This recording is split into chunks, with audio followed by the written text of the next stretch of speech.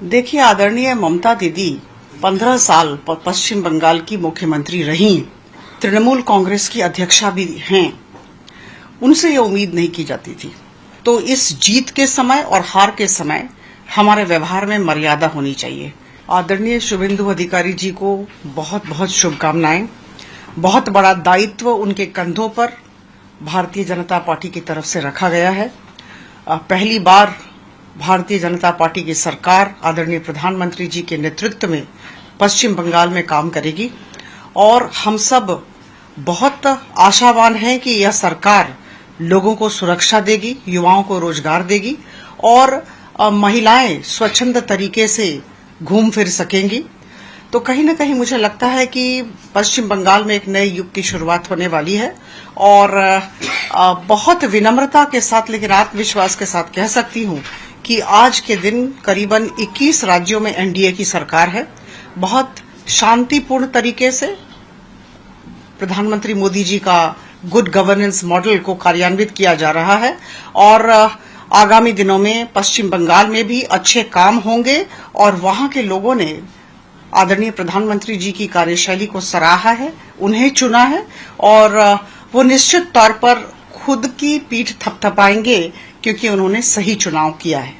देखिए, आदरणीय ममता दीदी 15 साल पश्चिम बंगाल की मुख्यमंत्री रही, तृणमूल कांग्रेस की अध्यक्षा भी हैं। उनसे ये उम्मीद नहीं की जाती थी। जब हम जीतते हैं या हारते हैं तो इस जीत के समय और हार के समय हमारे व्यवहार में मर्यादा होनी चाहिए। मर्यादापूर्ण व्यवहार को ही सब पसंद करते हैं, जिसे हम अंग्रेजी में कहते हैं डिग्निटी।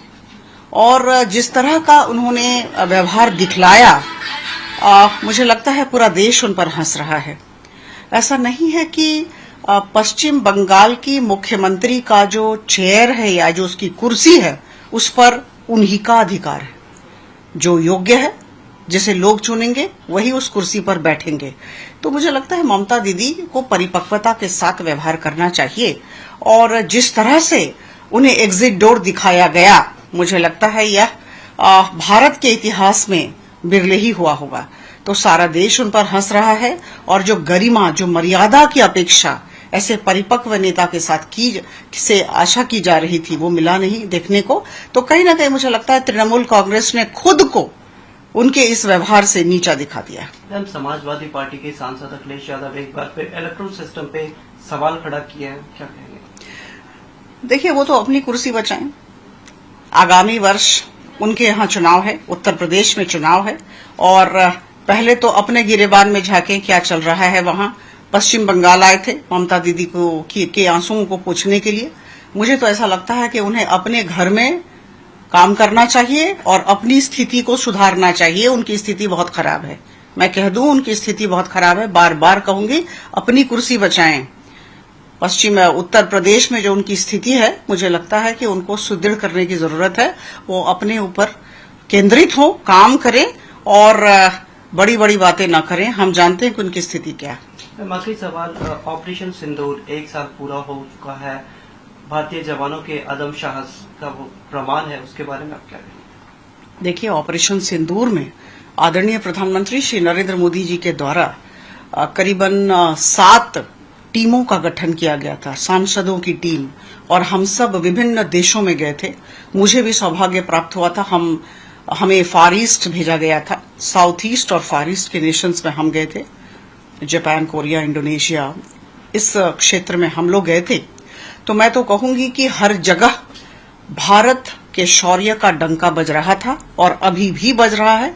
ऑपरेशन सिंदूर के माध्यम से प्रधानमंत्री श्री नरेंद्र मोदी जी ने विश्व को संदेश दिया कि हम आतंकवाद के घोर खिलाफ हैं और हम अपने देश की सुरक्षा करना जानते हैं।